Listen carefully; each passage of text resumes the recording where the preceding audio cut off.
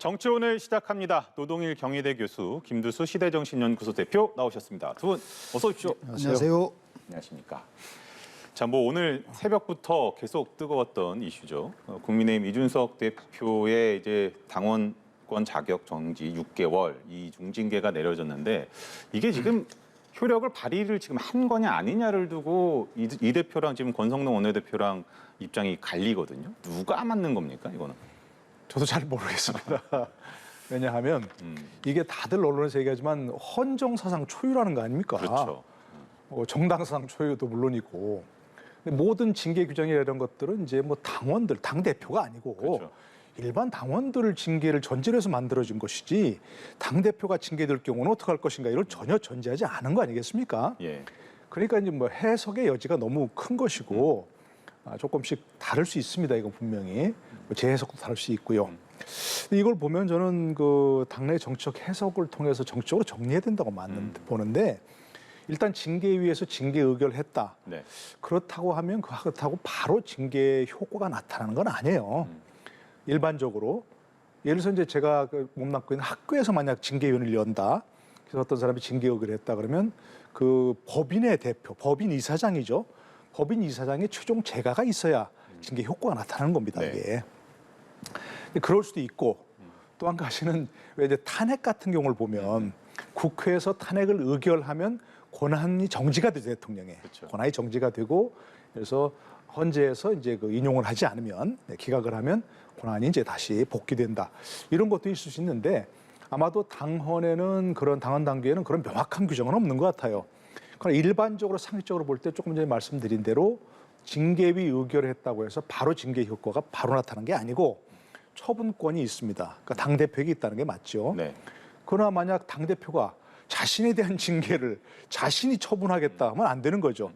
그러니까 재촉 사유가 일반적으로 될 뿐더러 또 한 가지는 예를 들어서 우리 여러 차례 얘기되었지만 많은 사람들이 얘기하지만 누구든지 자기의 문제에 관해서는 자기가 심판관을 될 수 없다. 네. 이런 원리가 있는 거니까 당대표는 그 의결에서 빠져야 됩니다.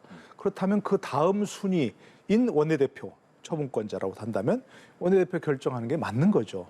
그러니까 둘 다 주장하는 데는 약간의 이제 그 해석의 여지가 있어서 일리가 있는 부분이지만 엄격하게 해석한다면 현재 그 2순위자인 원내대표가 결정하고 최고위가 추인한다든가 의결한다든가 그런 과정을 거치면 별로 하자가 없을 것 같다는 생각이 듭니다. 최고위를 말씀해 주셨는데 최고위 지금 오후에 비공개 최고위원들의 간담회가 있었습니다.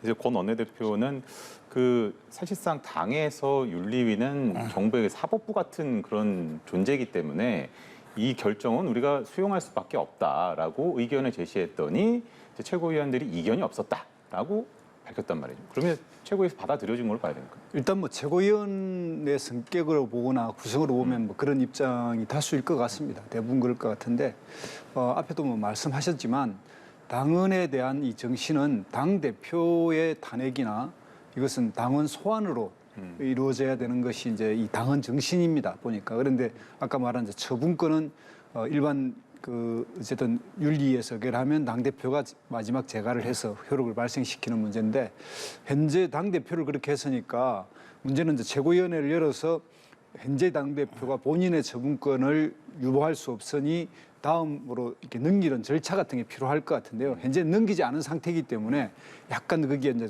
어떤 진공 상태가 발생했다 이렇게 보고요.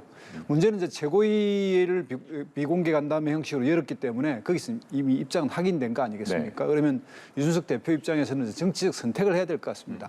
이런 나름의 그나마 절차에 이제 남아 있는 절차를 진행해 볼 건지 아니면 이 절차를 무시하고 본인의 어떤 이 권리를 확보하기 위한 그냥 정치 투쟁으로 들어갈지 이 선택의 문제에 걸려 있다 이렇게 보입니다. 자, 이 대표는 불복하고 있고 권 원내대표는 직무대행이 이미 시작됐다고 하고 이런 경우에 그 이준석 대표가 계속해서 불복 의사를 꺾지 않는다면 집권 여당의 당 대표의 역할을 하는 사람이 2명인 상황이 연출이 될 수도 있겠습니까? 그것도 참 초유의 사태네.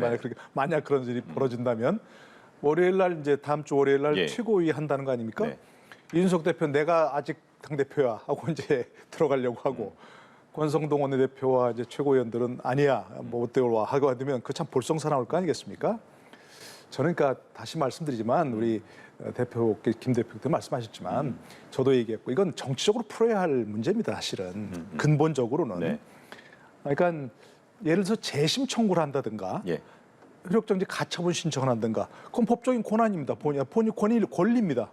재심 신청을 하거나 법원에 가처분 신청을 하거나 그렇게 할 수 있습니다. 그거는 괜찮은데 본인이 아직 당대표 권한을 가지고 있다. 그래가지고서 그 당대표로서 권한을 행사하려고 한다든가 윤리위를 최고의 해체한다든지 윤리 해체 권한은 없는 것 같고 네. 그건 안 되는 것 같고요.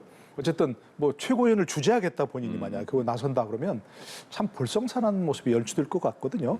저는 그것보다는 법적인 권리인 재심 신청할 수 있지 않습니까? 예, 예. 재심 신청 또 법원에 뭐 가처분 신청도 얼마든지 가능하니까요. 그 문제에서 그런 쪽으로 가는 게 낫지 물리적으로 뭐 밀고 들어간다든가 해가지고 내가 당 대표다 이런 식으로 하는 모습을 보이는 건 결코 바람직한 모습은 아닌 것 같아요. 근데 지금 이미 네. 이 대표는 징계 처분권은 당 대표인 자신에게 있기 때문에 이건 나 보류하겠다. 그 아침 라디오 인터뷰에서 그렇게 밝혔단 말이에요. 그러니까 이것도 보류할 효과가 권한 없는 분명히 건가요? 당 대표 권한이 있는데 처분권은 제가 아까 말씀드린 네. 대로 징계 의결하고 당 대표가 처분 이거 결재를 해야 되는데 그러니까요. 그러나 지금 본인의 문제니까 그거는 본인이 할 수 없는 사유죠. 재척 사유가 되는 일방적 것이고 일반적으로 주장일 수 그러면 있다. 재척 사유가 되는 것이고 또 자기 문제를 자기가 뭐 결재한다 이걸 수 없는 거니까 본인이 권성동 원내대표를 권한 대행자로 지정을 안 했다 하더라도 법적인 권한 대행자가 2위 당 서열 2위인 원내대표가 있으니까 원내대표가 현 대표가 이제 이준석 대표가 재척 사유에 해당한다면 자연스럽게 법적인 제2위 권한을 가지는 원내대표가 할 수밖에 없다. 저는 그렇게 생각합니다. 약간 뭐 김 대표께서 또 지적을 해주신 것처럼 그게 좀 약간 위임을 하는 절차나 이런 것들이 있으면 좀 더 모양이 자연스러울 텐데 그게 사실상 불가능해 보이기 때문에 좀 이렇게 논란이 좀 있는 것 같고 그 이준석 대표가 SNS에 2030 당원들의 가입을 독려를 하면서 여론전에 이제 바로 돌입을 했습니다. 이게 효과가 있을까요?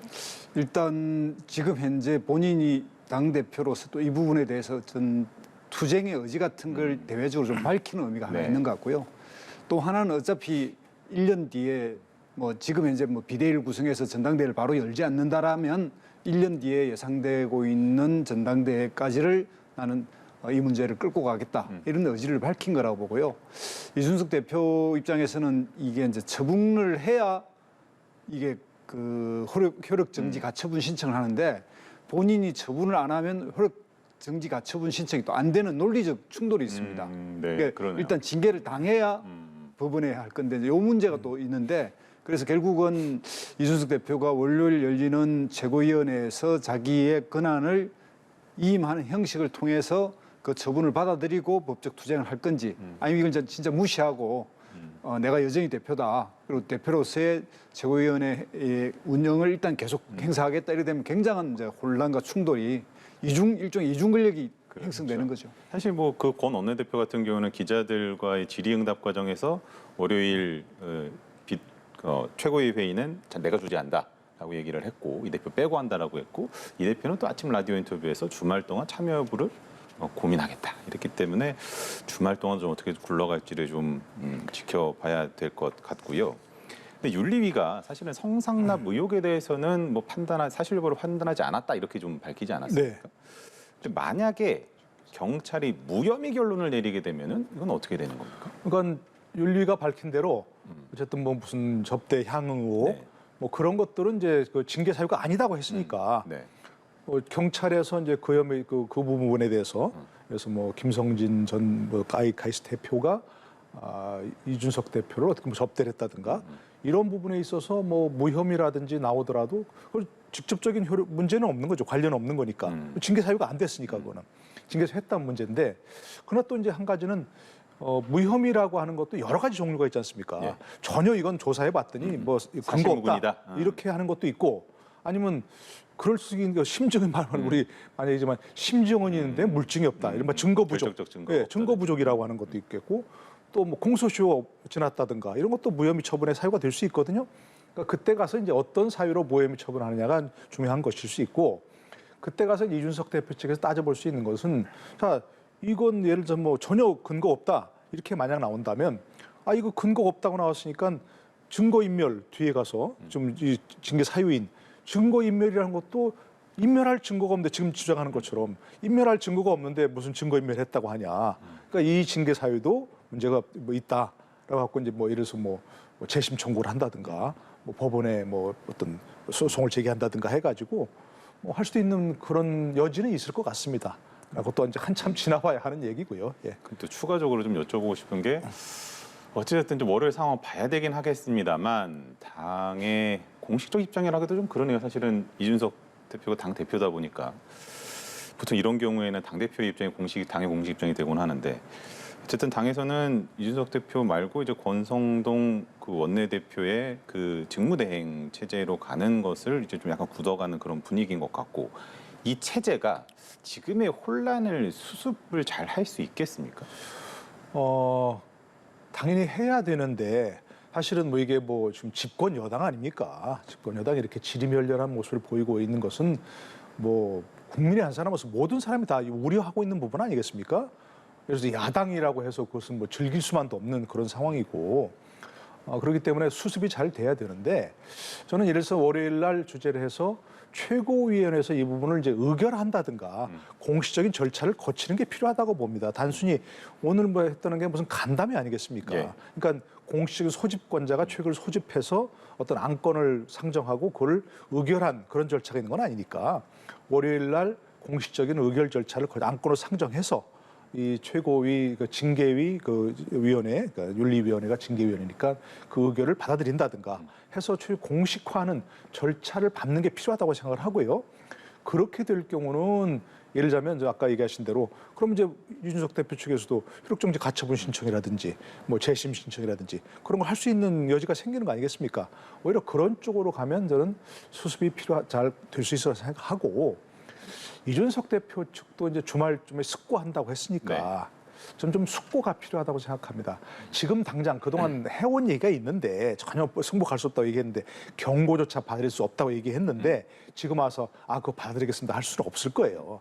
그러나 주말 동안에 좀 심사숙고하고 많은 사람들의 의견을 좀 듣고 해가지고 이 부분은 어차피 당원권 정지 6개월이니까 6개월이면 이제 내년 1월에 끝나는 거죠. 예. 1월이면 복귀할 수 있는 거거든요. 그렇죠. 6개월이니까. 그런 상황을 조금 그렇게 해서 그동안 뭔가 좀 여러 가지 당내에서 이준석 대표가 거의 만인의 투쟁을 벌여왔잖아요. 모든 사람들하고. 그런 분들하고도 좀 관계도 회복을 하고 어디 가서 좀 심신 수련하고 이런 좀 그런 시기가 있었으면 좋지 않을까 싶은 생각이 들어요. 근데 사실은 언론에서 이준석 대표가 몸을 낮출 것 같지는 않다라는 전망을 좀 지배적으로 하고 있는 것 같고 특히나 이 대표가 그동안 윤핵관, 소위 윤핵관이라는 그 의원들을 상당히 직접적으로 저격하고 공격하고 그들이 배후 있다고 하고 그런 식으로 해왔단 말이죠. 그러면 그 6개월의 징계가 만약 확정이 된다 하더라도 그 논리를 계속 펴나가면 과연 6개월 뒤에 무사히 복귀할 수 있겠느냐라는 또 의구심도 듭니다.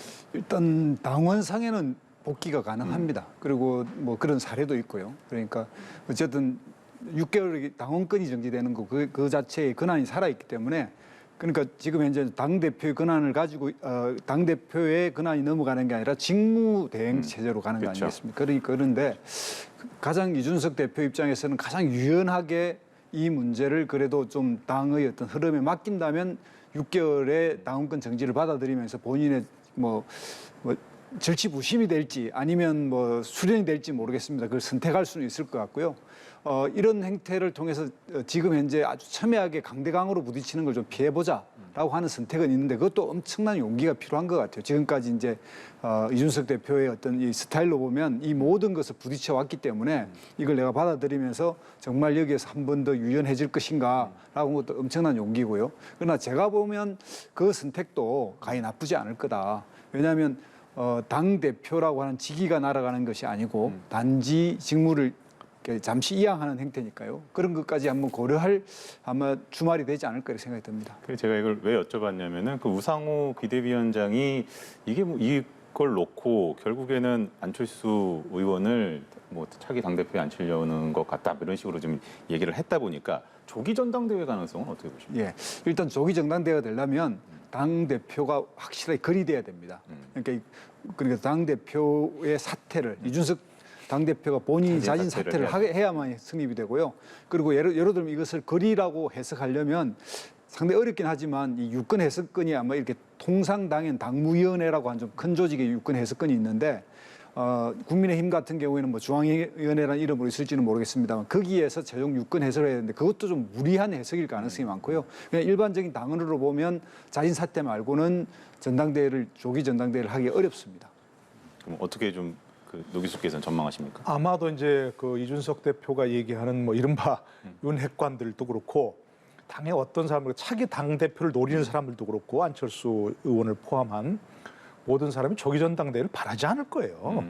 그러니까 이제 당원권 정지 6개월이라고 약간 애매한 뭐 그런 처분한 것도 바로 그런 이유 아니겠는가 싶어요.